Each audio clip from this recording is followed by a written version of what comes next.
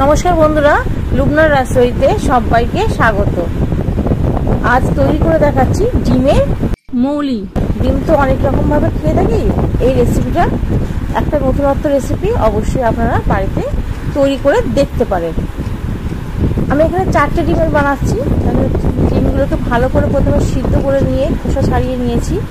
নিয়ে ডিমগুলোর গায়ে একটু চিড়ে দিচ্ছি, যাতে ডিমের গায়ে সমস্ত মশলাগুলো ভিতরে ভালো মতো ঢুকে যেতে পারে। একটা জারের মধ্যে, মিক্সিং জারের মধ্যে 1 ইঞ্চি আদার টুকরো করে নিয়েছি, কয়েকটা কাঁচা লঙ্কা আর একটা বড় সাইজের পেঁয়াজকে টুকরো করে স্লাইস করে কেটে অর্ধেকটা মিক্সিং জারে ব্লেন্ড করে নিয়েছি। সব একসঙ্গে আদা, কাঁচা লঙ্কা আর পেঁয়াজ, আর অর্ধেকটা পেঁয়াজ রেখে দিয়েছি, আমি অন্যভাবে ব্যবহার করব। ডিমগুলোর গায়ে একটু হলুদ আর লবণ মাখিয়ে 5 মিনিটের জন্য রেস্টে রেখে দিলাম। অন্যদিকে কড়াইটা ভালো মতো গরম করে তাতে সর্ষের তেল দিয়ে দিয়েছি 2 চামচ। সর্ষের তেলটা একটু গরম হয়ে গেলে ডিমগুলোকে একে একে দিয়ে হালকা মতো ভেজে নিতে হবে। খুব বেশি লাল লাল করে ভাজার কোনো এই রেসিপিতে দরকার নেই, একটু হালকা করে ভেজে নিলেই হবে। ডিমগুলো ভাজা হয়ে গেছে, এবার একটা প্লেটের মধ্যে তুলে নেব।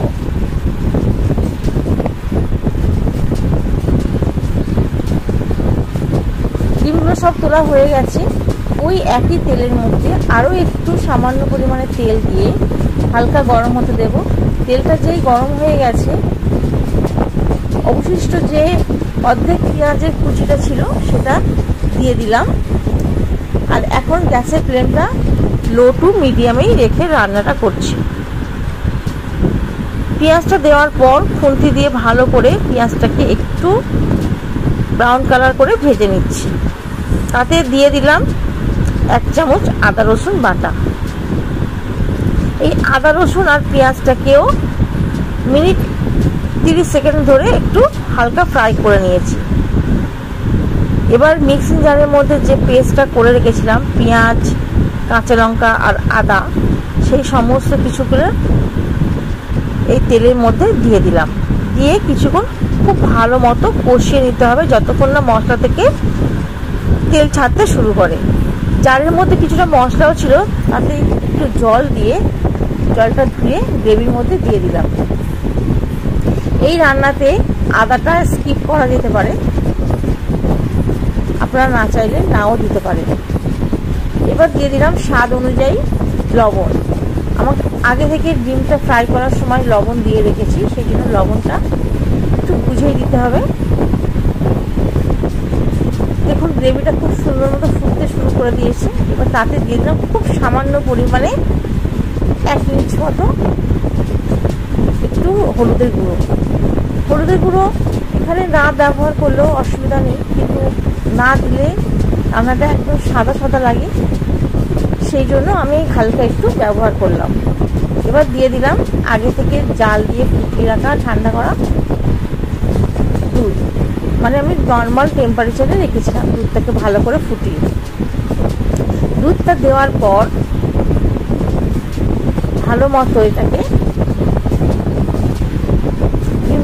মিশিয়ে নিচ্ছি। এখানে আমি নারকেল দুধ ব্যবহার করেছি।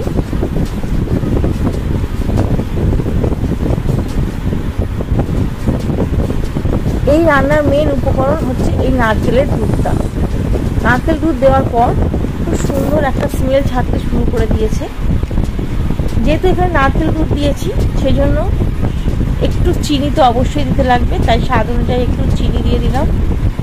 যখন গ্রেভিটা ফুটতে শুরু করে দিয়েছে, এর মধ্যে এবার ভেজে রাখা ডিমগুলো দিয়ে দিলাম। ডিমগুলো দিয়ে বেশ 2-3 মিনিট ভালো মতো ফুটিয়ে নিয়ে গ্যাসের ফ্লেমটাকে বন্ধ করে দিয়েছি। তার আগে দিয়ে দিলাম 2টো চেরা কাঁচা লঙ্কা। এই রান্নার ঝালটা সম্পূর্ণ কাঁচা লঙ্কাতেই হয়েছে। এবার উপর থেকে ছড়িয়ে দিচ্ছি ধনেপাতা কুচি দিয়ে আবারও একটু মিনিট 30 সেকেন্ড ধরে একটু হালকা ফুটিয়ে নিয়েছি। নেওয়ার পর একদম গ্যাসের ফ্লেমটা অফ করে দিয়েছি। দিয়ে একটা পাতিলেবু উপর থেকে একটু পাতিলেবুর জিস্ট হালকা করে দিয়ে দিচ্ছি।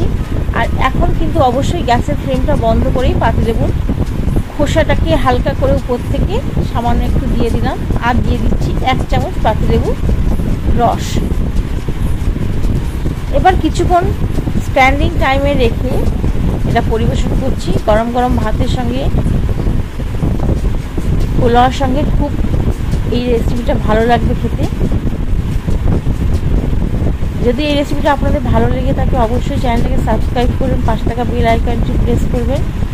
নিত্য নতুন রেসিপি যখনই আমি আপলোড দেবো সবার আগে নোটিফিকেশন পৌঁছে যাওয়ার জন্য লাইক, কমেন্ট এবং শেয়ার করার অনুরোধ রইল।